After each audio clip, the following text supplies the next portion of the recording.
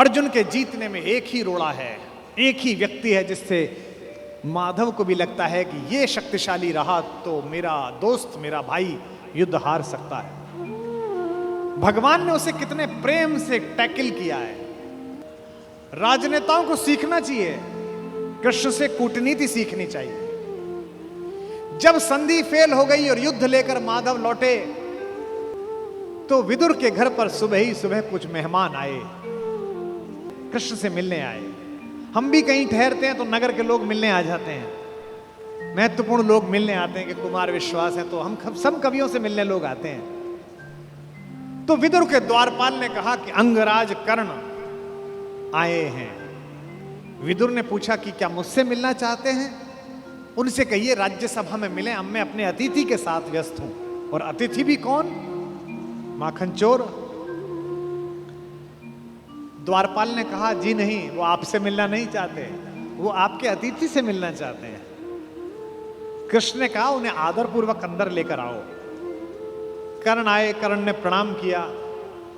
युद्ध में दुर्योधन की पराजय हुई हो चाहे कुछ भी हुई हो, महाभारत के जिन चरित्रों में से एक चरित्र पर मैं अंदर तक फिदा हूं, उनमें से एक कर्ण भी है। क्या योद्धा है, क्या अद्भुत। हा। कृष्ण मुस्कुराए। कर्ण के चेहरे पर दुख और पश्चाताप का भाव था। कर्ण ने हाथ जोड़कर कहा माधव, मैं कल राज्यसभा में आपके साथ हुई बदतमीजी के लिए अपने मित्र दुर्योधन की ओर से आपसे क्षमा मांगने आया हूं। भगवान ने कहा ईश्वर तुम जैसा मित्र सबको दे जो इतने बड़े अपराध के बाद भी क्षमा मांगने के लिए आ जाता है, ऐसा मित्र सबको मिले। कर्ण ने कहा कि अगर आप मुझे थोड़ा सा भी माधव प्रेम करते हैं तो मेरे मित्र को क्षमा कर दीजिए। उसने गलती की, उसे दूत के साथ यह व्यवहार नहीं करना चाहिए था और आप जैसे दूत के साथ तो सोचना भी नहीं चाहिए था। भगवान ने कहा मैं उसे माफ कर दूंगा, लेकिन एक शर्त है कर्ण। अंगराज ने कहा कि इसी क्षण मैं आपको अंग प्रदेश का राज्य दे देता हूं, मेरा शरीर ले लीजिए पर मेरे मित्र को माफ कर दीजिए। कृष्ण ने कहा शरीर देने की इतनी उतावली में मत आओ अंगराज, समय तय हो चुका है, सबको देना पड़ेगा, तुमको भी देना पड़ेगा, सबका तय हो। कर सकते हो तो इतना करो, अब मैं वापस पांडवों के पास जा रहा हूं, हस्तिनापुर की सीमा तक मुझे छोड़ के आओ। उसने कहा इससे बड़ा सौभाग्य का होगा कि मैं आपको छोड़ने चलूं? आइए मेरे रथ में बैठिए। कृष्ण ने कहा कि ठीक है, मैं तुम्हारे रथ में बैठ जाता हूं। आपकी कार में कोई बहुत बड़ा आदमी बैठने लगे तो कभी भी ड्राइवर से गाड़ी मत चलवाना। ड्राइवर से कहना तू नीचे उतर, सवार बहुत बड़ा है, अब ड्राइव मैं करूंगा, गाड़ी खुद चलाना सदा। कर्ण ने अपने चालक से कहा कि नीचे उतर, इस रथ पर त्रैलोक्य का स्वामी बैठने वाला है, ड्राइव मैं करूंगा। और कर्ण तो ड्राइवर का ही लड़का है, सूत पुत्र है, उसको तो आता ही है रथ चलाना, और रथ चालक का बेटा है। कर्ण रथ चलाने लगा। भगवान पीछे से उतरकर कर्ण के पास आकर बैठ गए और थोड़ी देर बाद उसका रथ छोड़कर उसे अपने रथ पर बिठा लिया। वहां भी वही रथ चलाने लगा। अब भगवान ने उससे बातचीत शुरू की। देखिए कितने बड़े कूटनीतिज्ञ हैं ये कन्हैया, दिखते भोले हैं लेकिन परम चालू। इनको पता था कि एक ये आदमी है जो फजीता करेगा, इसका मनोबल तोड़ो। पहली बार कर्ण को यह पता चला जो भेद उन्होंने बताया। हरि बड़े प्रेम से कर धर कर ले चढ़े उसे अपने रथ पर। रथ चला परस्पर बात चली, शमदम की टेढ़ी घात चली। शीतल हो हरि ने कहा हाय, अब शेष नहीं कोई उपाय। कर्ण अब कुछ बचा नहीं, हो विवश हमें धनु धरना है, अब तो हमें यह धनुष उठाना पड़ेगा। क्षत्रिय समूह को मरना है, मैंने कितना कुछ कहा नहीं, विषबाण कहां तक सहा नहीं, पर दुर्योधन मतवाला है, कुछ नहीं समझने वाला है। चाहिए उसे बस रण केवल, सारी धरती की मरण केवल। ये जो अहंकार है कि मैं कुछ नहीं दूंगा, क्या बोला दुर्योधन 5 गांव माने पे? सूच्यग्रम नैव दास्यामि बुना युद्धे न केशव। हे केशव, तुम 5 गांव मांगते हो, मैं सुई की नोक के बराबर भी जमीन नहीं दूंगा। हे वीर तुम ही बोलो अकाम। बिना पार्शल हुए बोलना।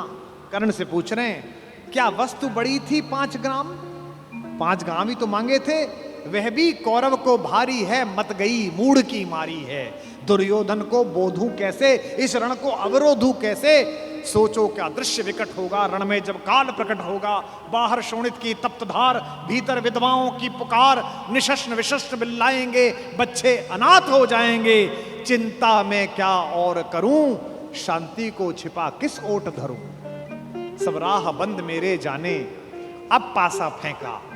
पहले तो माहौल बनाया कि तुम सब मरोगे बेटा, तू भी मरेगा और तेरा यार भी। एक तरीका है बचने का, सब राह बंद मेरे जाने। हां एक बात है, यदि तू माने, देखो कैसे फुसला रहे हैं, तो शांति नहीं जल सकती है, समरागनी अभी टल सकती है। पा तुझे धन्य है दुर्योधन, तू एकमात्र उसका जीवन, तेरे बल की है आस उसे, तुझसे जय का विश्वास तुझे। तू संग ने उसका छोड़ेगा, वह क्यों रण से मुंह मोड़ेगा। जब तक तू उसके साथ है वो लड़ाई नहीं छोड़ सकता। बस ऐसा कर, तू उसे छोड़ दे। क्यों? क्या अघटनीय घटना कराल। एक बात बताऊं तुझे कर्ण, एक बड़ी कराल घटना इस खानदान में हो गई है, तुझे पता नहीं है। तू प्रता कुक्षिका, प्रथा मतलब कुंती, तू कुंती कोख का प्रथम लाल। तू कुंती का पहला बेटा है। ये पहली बार कर्ण को स्वयं भगवान श्री कृष्ण ने बताया है, सबसे पहली बार। अच्छा ये बात पहले भी बता सकते थे कभी, कर्ण तो रोज मिलता था। जब 14 साल का वनवास था तब बता देते, नहीं। अगर तुरुप का इक्का आ जाए तो शुरू में मत फेंको, बचा के रखो, फाइनल टेबल पे काम आएगा।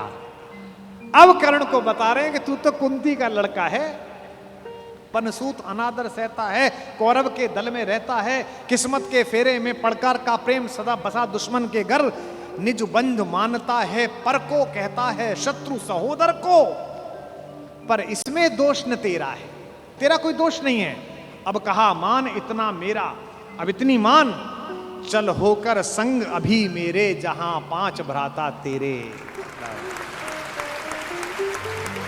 कहते हैं एक काम कर, अब मेरे रथ पे से उतरी मत, अब मैं हाँक रहा हूं और सीधा वहीं जाकर रुकेगा जहां तेरे 5 भाई हैं। जिसको जिंदगी में किसी ने भाई नहीं कहा, जो मां की एक पुकार के लिए जीवन भर तरसा है, उसको जिंदगी का सबसे बड़ा प्रलोभन दे रहा है हमारा कान्हा। क्या कह रहा है? बिछुड़े भाई मिल जाएंगे, सब मिलकर मोद मनाएंगे। कुंती का त्यू ही परम तने ज्येष्ठ, बल बुद्धिशील में परम श्रेष्ठ। और क्या करेगा? पद त्राण भीम पहनाएगा, भीम तेरे को चप्पल पहनाएगा। कैसे कैसे लालच है, कैबिनेट मिलेगी,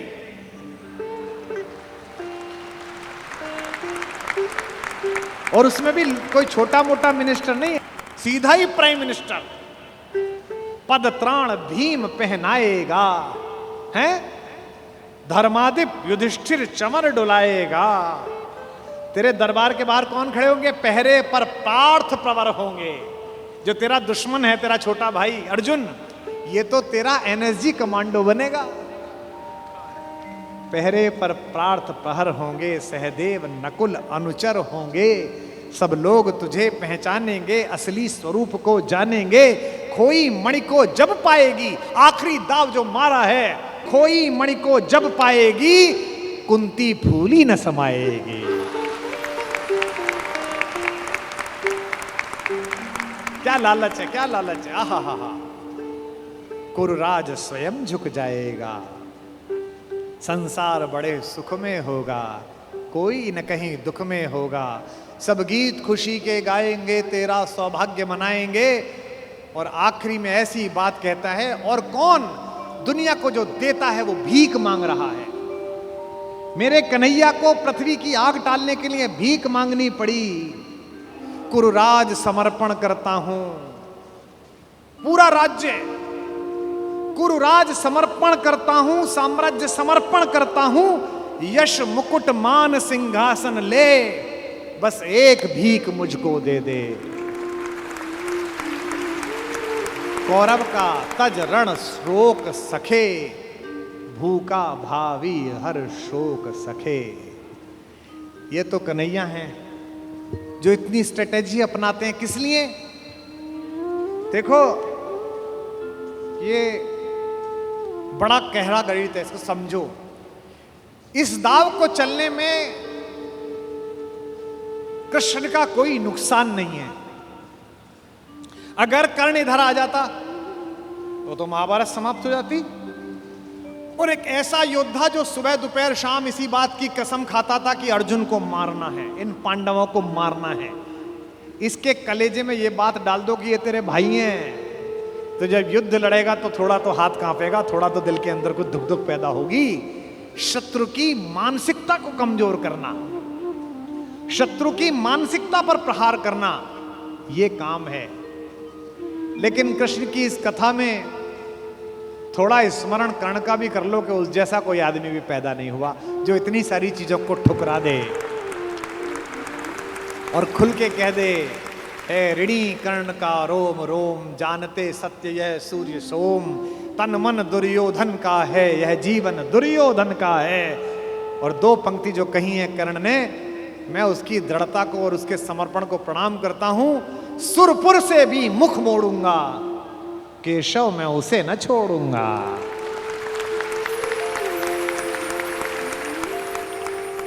ये जो चरित्र है कृष्ण का योजना बनाने का, पहले कुंती को भेजा, जाओ बता के आओ कि तुम उसकी मां हो। मां ने कहा कि तू वापस आ जा, तो उसने एक वरदान दिया मां को। मां ने कहा, अभिलाष लिए तो बहुत बड़ी आई थी, पर आस नहीं अपने बल की लाई थी। था एक भरोसा यही कि तू दानी है, अपनी अमोघ करुणा का बड़ा अभिमानी है। उसने भी कहा, मां मैं तुझे वचन देता हूं कि तेरे 5 बेटे जीवित रहेंगे।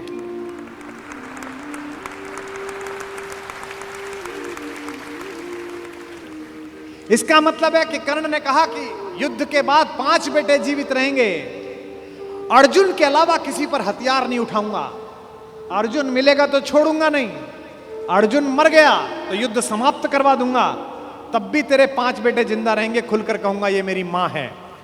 और अगर अर्जुन का दाव चल गया मां, तो तुझे पता और मुझे पता कि हम मां बेटे हैं, तेरे 5 बेटे जिंदा रहेंगे। जा मां, मैं तुझे वरदान देता हूं। तू दान दान रही किंतु क्यों माता, पुत्र ही रहेगा सदा जगत में दाता। मैं ही देता रहूंगा। दुनिया तो उससे सदा सभी कुछ लेगी, पर क्या माता भी उसे कभी कुछ देगी। मैं एक कर्ण अतएव मांग लेता हूं, बदले में तुझको 4 कर्ण देता हूं। छोड़ूंगा मैं तो कभी नहीं अर्जुन को, तोड़ूंगा कैसे स्वयं पुरातन प्रण को। पर अन्य पांडवों पर मैं कृपा करूंगा, पाकर भी उनका जीवन नहीं हरूंगा। और जिन्होंने महाभारत पढ़ी है उन्हें पता है कि जब कर्ण सेनापति बना, उस दिन उसने 4 पांडवों को 5 बार पकड़ के छोड़ दिया। भीम तो उसके रथ के आगे आके नृत्य करने लगा, गुस्से में रोता हुआ कि मुझे अपमानित करके छोड़ता है, मैं क्षत्रिय हूं, मेरा वध कर, मुझे मार दे। और गालियां बकने लगा, तू सूत का पुत्र है, तुझे क्या पता कैसे लड़ा जाता है। भीम के रथ को तोड़ दिया अपने तीरों से कर्ण ने।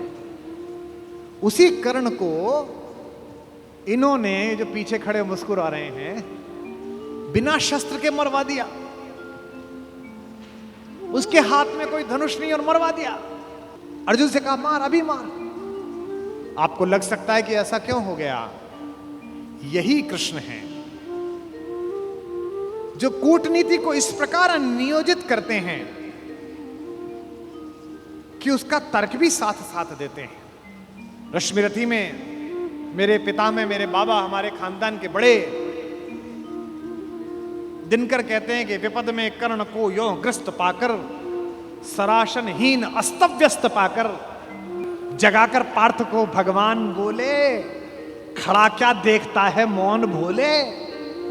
सराशन तान, बस यही अवसर यही है, तान मार इसको, घड़ी फिर और मिलने की नहीं है।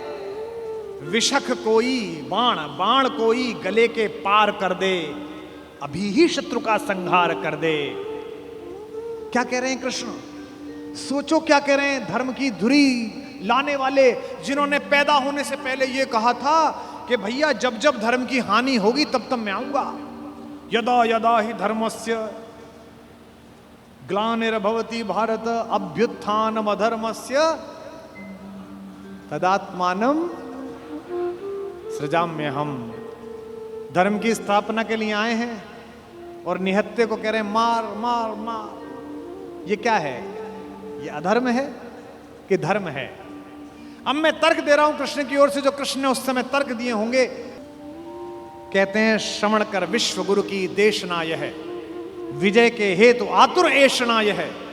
सहम उठा जरा कुछ पार्थ कामन, विनय में ही मगर बोला अकिंचन। नरोचित किंतु क्या यह कर्म होगा, मलिन इससे नहीं क्या धर्म होगा। हंसे केशव वृथा हट ठानता है, अभी तू धर्म को क्या जानता है। कहूं जो पाल उसको धर्म है ये, मैं जो कह रहा हूं वो कर। हनन कर शत्रु का सत्कर्म है ये। क्रिया को छोड़ चिंतन में फंसेगा, उलटकर काल तुझको ही घसेगा। ये जो हमको सिखाते हैं कि हम दूसरे की सीमाओं का अतिक्रमण करके घर में जाके ना मार के आए। इनको पूछो कि जिस समय हिंदुस्तान के चौराहों पर बम फटते थे, इनको पूछो कि जम्मू कश्मीर में जाते हुए हमारे सीआरपीएफ के जवानों के मुंह पर मतदान के समय जाते हुए ये लफंगे चांटे मारते थे। इनको पूछो कि पड़ोसी के भीख मिले हथियारों से हिंदुस्तान की मां बेटियों को आतंकित करने वाले और केसर की क्यारी में बारूद भरने वालों को सीमा के अंदर पार घुस के मारा जाए कि ना मारा जाए। देश का एक एक बच्चा कहेगा कि मारा जाए। नहीं जब पार्थ को देखा सुधरते, हृदय में धर्म का टुक ध्यान धरते, समय के योग्य धीरज को संजोकर कहा राधे ने गंभीर होकर। अब कर्ण बोला, हर पापी, हर अनाचारी, हर दुष्ट जिसने दुष्टता में साथ दिया है वो ज्ञान देने लगता है। भूल गया अर्जुन के कौन ज्ञान दे रहा है।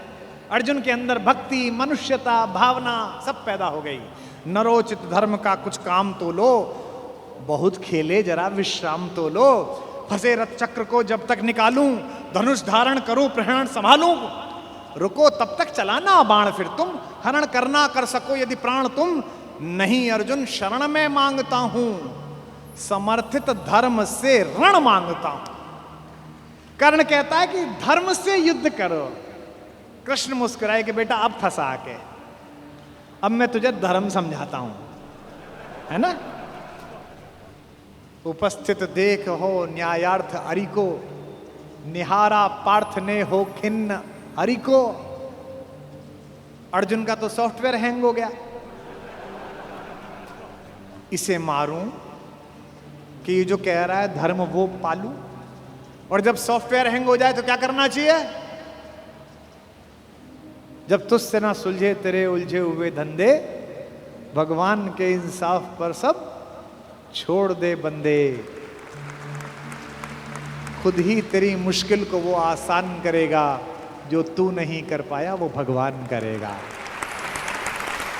उपस्थित देख यो न्यायार्थ हरि को, निहारा पार्थ ने हो खिन्न हरि को।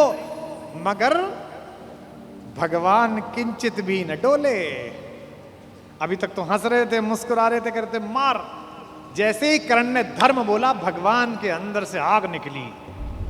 कुपित हो वज्र सी यह बात बोले, प्रलापी ओ उजागर धर्म वाले, बड़ी निष्ठा बड़े सत्कर्म वाले। मरा अन्याय से अभिमन्यु जिस दिन, कहां पर सो रहा था धर्म उस दिन।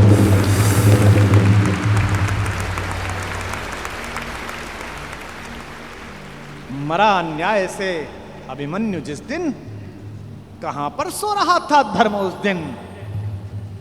हलाहल भीम को जिस दिन पड़ा था, कहां पर धर्म उस दिन यह धरा था। लगी थी आग जब लाक्षा भवन में, हंसा था धर्म ही क्या तब भुवन में। और एक पंक्ति, बेटे पे आ जाए, पत्नी पे आ जाए और मां पे आ जाए तो खून खौल जाता है। अर्जुन का खून खौला रहे हैं भगवान मेरे। सभा में द्रौपदी की खींच लाके, सुयोधन की उसे दासी बताकर, सुवामा जाति को आदर दिया जो, बहुत सत्कार तुम सबने किया जो। नहीं वह और कुछ सत्कर्म ही था, उजागर शील भूषित धर्म ही था।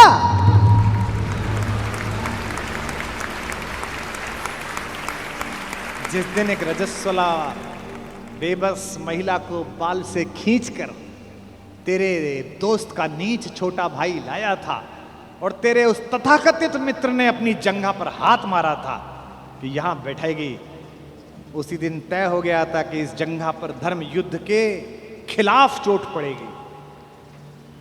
जो युद्ध जानते हैं वो सब जानते हैं, जुए में हार कर धन धाम जिस दिन, हुए पांडव यति नष्काम जिस दिन, चले वनवास को तब धर्म था वह, शकुनियों का नहीं अपकर्म था वह। और कोई अपकर्म नहीं होता। कटी से नीचे प्रहार करना अधर्म है, लेकिन दुर्योधन की जंघा तोड़ी भीम ने, कोई नहीं। ये जो रणनीतिकार कृष्ण है। खांडव दहन हुआ, आप सबको पता है, आग लग गई, आग बुझी नहीं, इंद्र से भी नहीं बुझी। तो इंद्र ने अपने बेटे से कहा, अर्जुन से कहा कि भाई बुझा। सर्पों ने कहा कि बुझा। अर्जुन ने बादलों में तीर मारा और बादल बरसे। जब पुरुषार्थ आ जाता है तो तीर आदमी ऐसे ही मारता है, कभी बादल में मारता है, कभी जमीन में मारता है। पिता में भीष्म जब पड़े हुए थे शरशैया पर, उनके मुंह से निकला पानी। कोई सोने के मटका लाया, कोई चांदी के मटके लाए। उन्हें अर्जुन की तरफ देखा कि पड़पोते पानी। अर्जुन ने तीर मारा पृथ्वी पे। कुरुक्षेत्र चले जाइए, आज भी आपको मिल जाएगी वो नदी जहां जमीन का स्तर तक, वहां तक तीर गया। और साइंस देखिए तीर की, ड्रिलिंग देखिए कि उतनी ही तेजी से गया और धार उतनी ही आई जो पिता में भीष्म के होठों तक आई। आज भी अर्जुन के तीर से निकली हुई इस नदी को हमारे उत्तर भारत में बाण गंगा कहा जाता है। कभी दर्शन करके आइए उस नदी।